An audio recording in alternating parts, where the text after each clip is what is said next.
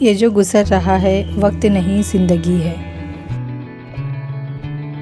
غیبت عمل کو کھا جاتا ہے، جھوٹ رزق کو کھا جاتا ہے، غصہ عقل کو کھا جاتا ہے، تکبر علم کو کھا جاتا ہے۔ کیوں پریشان ہوتے ہو؟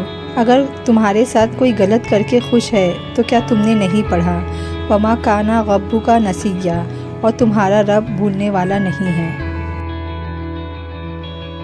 ہمیں خود کو بدلنا ہوگا۔ جس ملک میں واٹر کولر پر لگے گلاس کو زنجیر سے باندھنا پڑے اور لوگوں کو مسجدوں میں اپنی آخرت سے زیادہ اپنے جوتوں کی فکر ہو، وہاں حکومتیں تبدیل کرنے سے کیا فرق پڑتا ہے؟ آپ مانیں یا نہ مانیں، تبدیلی کے لیے ہر انسان کو اپنا اخلاق اور کردار بدلنا ہوگا۔ مرد کی فطرت ہے، وہ کبھی اپنی محبت کو لفظوں میں بیان نہیں کرے گا۔ وہ آج تک اپنی ماں کو نہیں بتا سکا کہ ان کے بغیر اس کا گھر ادھورا لگتا ہے۔ لوگوں کو معاف کر کے جو جیت ہوگی وہ انتقام سے ممکن ہی نہیں۔ فتح مکہ کے موقع پر اجتماعی معافی کا اعلان اس کی بہترین مثال ہے۔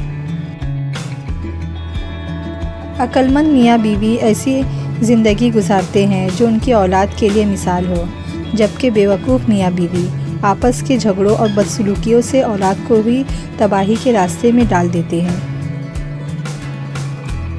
زندگی میں محنت ایک ایسی چیز ہے جس کا پھل کبھی نہ کبھی ضرور ملتا ہے، لیکن اس کے لیے یہ ضروری ہے کہ آپ محنت کریں اور مستقل کریں۔ ہم گرم کھانے کے ٹھنڈا ہونے کا انتظار کرتے ہیں تاکہ کھانے کے لیے آسانی ہو جائے۔ اس طرح اختلافات کو بھی کچھ دنوں کے لیے اپنے حال پر چھوڑ دینا چاہیے تاکہ مناسب حل نکل آئے۔ غلط باتوں کو نظر انداز کر دینا دانش مندی اور اس پر بحث کرنا بے وقوفی ہوتی ہے۔ اگر لوگوں کو اپنے قریب رکھنا چاہتے ہو تو اپنے دکھ ان سے دور رکھیں۔ بے عزتی کا جواب عزت سے دے، بدلہ نہ لے، معاف کر دے، یہی اخلاق ہے۔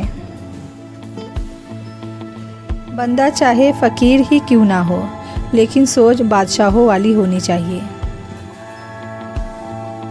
جو تعلیم لڑکی کے سر سے دوپٹہ اتروا دے اور لڑکے کی آنکھوں سے حیا ختم کر دے، ایسی تعلیم سے تو جاہل رہنا بہتر ہے۔ غصے کے وقت انسان جذبات میں آ کر صحیح اور غلط کا فرق بھول جاتا ہے۔ یاد رکھیے، غصے کی حالت میں فیصلوں سے پرہیز کیجیے، کیونکہ ابلتے پانی میں اپنا عکس دکھائی نہیں دیتا۔ سکون اس سے دور بھاگتا ہے جو دنیا میں سکون تلاش کرتا ہے۔ سکون صرف انہیں ملتا ہے جو اللہ پاک کے ذکر میں سکون تلاش کرتے ہیں۔ عقل مند ہے وہ شخص جو قبر میں جانے سے پہلے اس کی تیاری کر لے اور اللہ عز و جل سے ملنے سے پہلے اسے راضی کر لے۔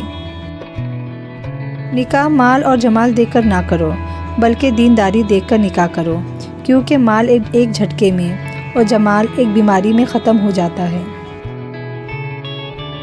جب ہر آنے والا دن ایک جیسا لگتا ہو تو اس کا مطلب یہ ہوا کہ انسان اپنی زندگی میں ہر نئے دن رونما ہونے والی نئی خوشیوں کو پہچاننے میں ناکام ہو گیا ہے۔ مرحوم کے کپڑے اور جوتے ڈر کی وجہ سے مولوی کو دیے جاتے ہیں، جبکہ موبائل، لیپ ٹاپ، کمپیوٹر، گھڑی اور زیورات وغیرہ نشانی سمجھ کر خود استعمال کرتے ہیں۔ کڑوا سچ۔ 90% عورتیں اور مرد والدین سے دعا نہیں لے سکتے، مگر ہر پیر فقیر سے دعا کرواتے پھرتے ہیں۔ والدین سے بڑا کوئی پیر نہیں۔